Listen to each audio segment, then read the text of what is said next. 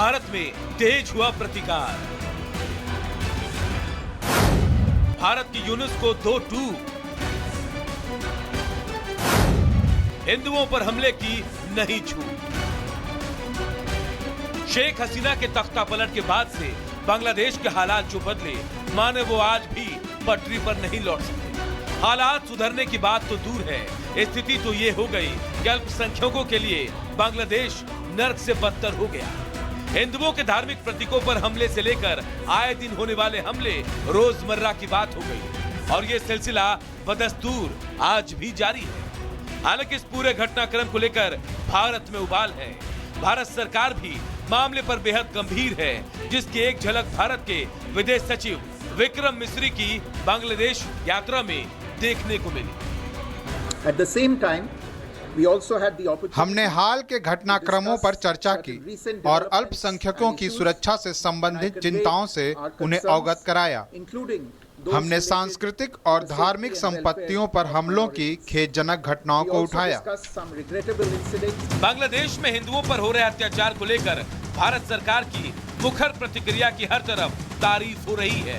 साधु संतों से लेकर देश की आम जनता सरकार के इस फैसले को सराह रही है। बांग्लादेश में वहाँ की गवर्नमेंट चेंज होने के बाद अल्पसंख्यकों पर, हिंदुओं पर लगातार अत्याचार बढ़े हैं, मंदिरों पर हमला हुआ है और हमारे देश के विदेश सचिव ने जाकर के ये चिंता वहाँ पर व्यक्त की है। अब हम उम्मीद करते हैं कि बांग्लादेश सरकार भारत के इस चिंता को स्वीकार करके अपने देश के अल्पसंख्यकों अर्थात हिंदू और जो लोग भी हैं उनकी सुरक्षा करेगी। वो अफगानिस्तान और तालिबान की तरफ भाग रहा है बांग्लादेश। भारत को बहुत कड़ाई से उनको निवेदन कर देना चाहिए कि वहाँ के हिंदुओं की सुरक्षा हो। वार्ता ही न करे, कार्रवाई करे। ये वार्ता का अब समय सीमा समाप्त हो गया। बांग्लादेश में हिंदुओं पर हो रहे अत्याचार को लेकर हर तबके में भयानक गुस्सा है। राजनीतिक रूप से एक दूसरे के विरोधी भी इस बात से सहमत दिख रहे हैं कि बांग्लादेश में हिंदुओं पर अत्याचार हो रहे हैं। खुद बंगाल के मुख्यमंत्री ममता बनर्जी इस बात को मान रही है कि बांग्लादेश की तरफ से उकसावे की आग भड़काई जा रही है। बिहार दखल करबो, उड़ीसा दखल करबो, आमी बोली भाई ভালো থাকবেন, সুস্থ থাকবেন, সুন্দর থাকবেন। কিন্তু এত বড় হিম্মত আপনাদের কেন কারো নেই যে বাংলা, বিহার, উড়িষ্যা সব নিয়ে নেবেন আর আমরা বসে বসে ললিপপ খাবো? এটা ভাববার কোনো কারণ নেই। তাই আমি মনে করি ভারতবর্ষের অখণ্ড আমাদের সকলের অখণ্ড। फिलहाल बांग्लादेश के मुद्दे पर भारत से जैसी एकजुटता की उम्मीद थी वैसी ही दिखाई पड़ रही है। दिल्ली से लेकर पटना तक, भोपाल से लेकर नोएडा तक लोग एकजुट हैं। देश का शायद ही ऐसा कोई शहर होगा जहां इस बात को लेकर धरना प्रदर्शन ना हो रहा हो। और आज लखनऊ में एक बड़ा प्रदर्शन होने वाला है जहां देश भर से हिंदू संगठन के लोग शामिल होंगे। इन विरोध प्रदर्शनों का नतीजा है कि बांग्लादेश सरकार बैकफुट पर है। उसे लगने लगा है कि अगर ऐसा ही लंबे समय तक चलता रहा तो भारत से उसके व्यापारिक संबंध खराब हो सकते हैं। मतलब पहले से ही खस्ताहाल आर्थिक स्थिति से जूझ रहे बांग्लादेश का और भी बुरा हाल हो सकता है। Bureau report, Republic Bharat. और अब बात राजस्थान के दौसा की करते हैं, जहां एक 5 साल का मासूम बच्चा बोरवेल के गड्ढे में जा गिरा, जिसके बाद से ही प्रशासनिक अमला रेस्क्यू ऑपरेशन में जुटा हुआ है। लेकिन आशंका जताई जा रही है कि इस रेस्क्यू ऑपरेशन में वक्त लग सकता है, क्योंकि यह बच्चा लगभग 150 फीट की गहराई में फंसा हुआ है। और अब लोग दुआ कर रहे हैं कि जल्द से जल्द आर्यन को बाहर निकाला जाए। देखिए रिपोर्ट।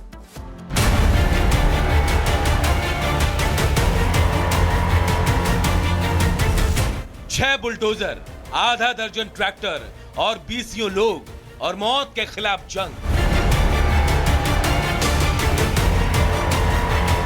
ये राजस्थान का दौसा है।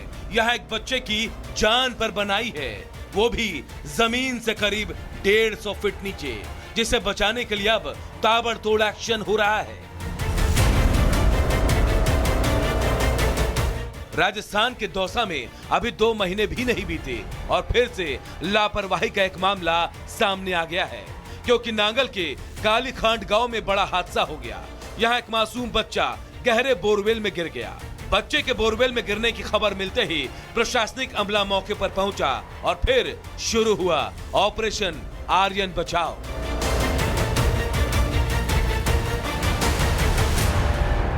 मैंने जैसे ही दोसा मेरे को सूचना मिली इसकी, मैंने कलेक्टर साहब से, आपके यहाँ पे स्थानीय जो भी एसडीएम वगैरह थानेदार वगैरह से बात करी मैंने। सीओ हमारे यहाँ पे यहाँ मौजूद है सब लोग, और प्रशासन की तरफ से पूरा अलर्ट है यहाँ पे।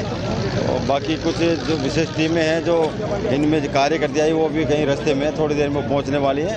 और यहाँ पे करीब 3 से 4 JCB लग चुकी है और 20 से 25 फीट गड्ढा खोद चुके हैं। इसमें यहाँ से सुरंग बनाएंगे, सुरंग बना के, और ये बच्चा करीब यहाँ से 100 के ऊपर करीबन फंसा हुआ है। बच्चे की आवाज़ आ रही है, बच्चे को आवाज़ दी जा रही है, बच्चे की आवाज़ आ रही है, और यहाँ पे ऑक्सीजन वगैरह लगा दी गई है। हम ईश्वर से कामना करते हैं, ईश्वर से हम दुआ कर रहे हैं कि बच्चा सुरक्षित निकले। आर्यन को बचाने की चुनौती आसान नहीं है, तभी तो मौके पर रेस्क्यू के दौरान वाहनों की कतार लगी है, तो लोगों की भारी भीड़ है, दुआएं हो रही हैं, तो रेस्क्यू का काम भी। लेकिन इसमें सबसे बड़ा चैलेंज भी है, क्योंकि मासूम आर्यन की उम्र महज 5 साल है। बच्चा बोरवेल के अंधेरे में डरा हुआ है। 150 फीट के आसपास बच्चा फंसा है। बच्चे को देखने के लिए कैमरे लगाए गए हैं। सांस लेने के लिए ऑक्सीजन की सप्लाई की गई है। यानी किसी भी तरह से आर्यन को सामान्य रखा जाए, ताकि जब तक रेस्क्यू टीम उसके पास नहीं पहुंच जाती, वो जिंदगी की जंग लड़ता रहे। वैसे भी प्रशासन के मुताबिक मेडिकल टीम की मौजूदगी में फिलहाल आर्यन ठीक है। बिल्कुल, अभी तकरीबन 150 फीट के आसपास जो है बच्चा अभी है। उसको ऑक्सीजन की सप्लाई जो है लगातार दी जा रही है। हमारी मेडिकल की टीम मौके पर ही मौजूद है। SDRF की टीम हमारी पहुंच गई है, SDRF और सिविल डिफेंस की टीम पहुंच गई है। साथ में JCB के माध्यम से पीछे खोदा भी जा रहा है, और एक कंसंट्रेटेड एफर्ट जो है प्रशासन द्वारा PHD, PWD, SDRF, NDRF, police द्वारा किया जा रहा है, ताकि हम रेस्क्यू कर सकें। बच्चे को बचाना प्रशासन के लिए सबसे बड़ा टास्क है, जिसे पूरा हर हाल में करना है।